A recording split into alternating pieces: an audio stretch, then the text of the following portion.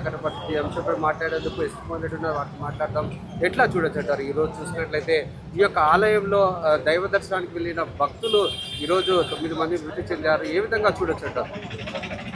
ఇదైతే చాలా బాధాకరం.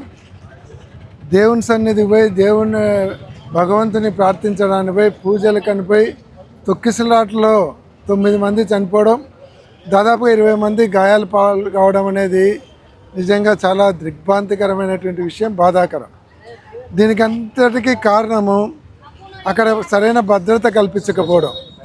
ఈరోజు భద్రత పోగా ముఖ్యమంత్రి గారు బాధ్యతారహితంగా స్టేట్మెంట్ ఇవ్వడం, అది ప్రైవేట్ టెంపుల్, మాకు బాధ్యత లేదు, వాళ్ళు మాకు ఇంటిమేషన్ ఇవ్వలేదని.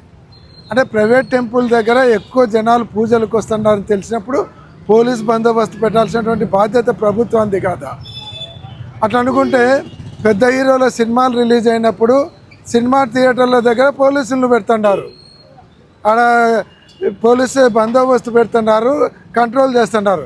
అంటే సినిమా థియేటర్ల దగ్గర ఉండేటువంటి ధ్యాస టెంపుల్ల దగ్గర పెట్టారా? భక్తులకు రక్షణ కల్పించలేరా? ఇది బాధ్యతాయుతంగా వ్యవహరించడం అనేది దీంట్లో ఎటువంటి అనుమానం లేదు.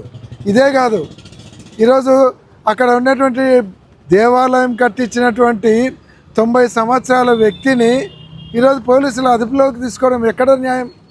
ఆయన ఏమన్నా దానికి కారకుడా? మరి ఇదే జరిగినప్పుడు తిరుమలలో తిరుపతిలో 6 మంది చనిపోయినప్పుడు దానికి బాధ్యుడైనటువంటి ఈవోను ఎందుకు అరెస్ట్ చేయలేదు? టీటీడీ చైర్మన్ ఎందుకు అరెస్ట్ చేయలేదు? వాళ్ళని బాధ్యత వహించి వాళ్ళని అరెస్ట్ చేయాలి కదా. మరి సింహాచలంలో జరిగినప్పుడు సింహాచలం చైర్మన్ను సింహాచలం ఈవోను ఎందుకు అరెస్ట్ చేయలేదు? అది వాళ్ళ బాధ్యత కాదా? అంటే వాళ్ళనైతే బాధ్యత లేదు, తప్పిస్తారు.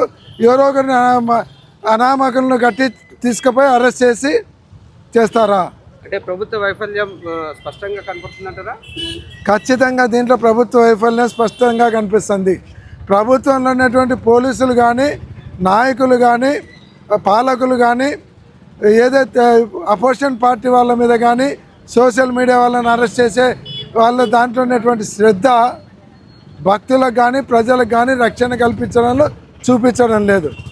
దానికి ఉదాహరణ అటు తిరుపతిలో జరిగినటువంటి మరణ మృదంగం కానీ, లేదంటే ఇక్కడ జరిగినది సింహాచలం కానీ, అలాగే ఇక్కడ ఈరోజు జరిగినటువంటి సంఘటన.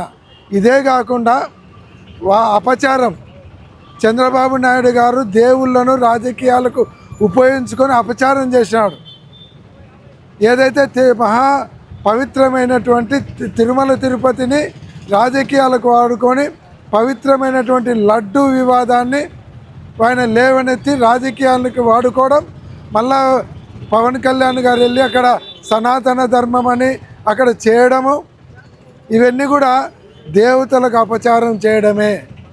దేవుళ్ళను దేవస్థానాలను రాజకీయాలకు వాడుకోవడం దేవుళ్ళకు అపచారం చేయడమే.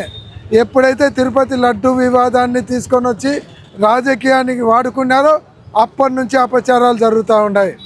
తర్వాతనే తిరుపతిలో 6 మంది చనిపోవడం, సింహాచలంలో 7 మంది చనిపోవడం, ఈరోజు 9 మంది దేవస్థానంలో చనిపోవడం. ఇట్లా వాళ్ళు దేవుళ్ళను రాజకీయాలకు వాడుకోవడం వల్ల కూడా, ఆ అపచారం చేయడం వల్ల కూడా జరుగుతూ ఉన్నాయి. ఇప్పటికే చంద్రబాబు నాయుడు గారు ఆయన తడి బట్టలతో పోయి అక్కడ దేవస్థానంలో పూజలు చేసి హోమం చేసి పశ్చాత్తాపం చేసుకొని ముందు వెంకటేశ్వర స్వామికి క్షమాపణ చెప్తే కానీ ఇటువంటి వాగం. ఇదైతే ఖచ్చితంగా ప్రభుత్వ వైఫల్యం. దీనికి మూల్యం చెల్లించాల్సినటువంటి బాధ్యత ప్రభుత్వం తీసుకోవాలి. ఆ టెంపుల్ కట్టినటువంటి వ్యక్తిని అరెస్ట్ చేయడం అనేది మరీ దారుణం. అంటే రేపు పొద్దున్న ఎవరైనా దేవాలయాలు కట్టాలని ముందరికి రావడానికి కూడా భయపడేలాగా వీళ్ళు చర్యలు తీసుకుంటున్నారు. అదే కాకుండా ఈరోజు దేవాలయాలకు ఉన్నటువంటి భూములన్నీ కూడా లాంగ్ లీజ్లో వాళ్ళకు కట్టబెట్టడానికి కూడా తెలుగుదేశం పార్టీ నాయకులకు దాదాపుగా 4,36,000 ఎకరాలు కట్టబెట్టడానికి కూడా వాళ్ళు సిద్ధం కావడం కూడా ఒక కారణమవుతా ఉంది. మరి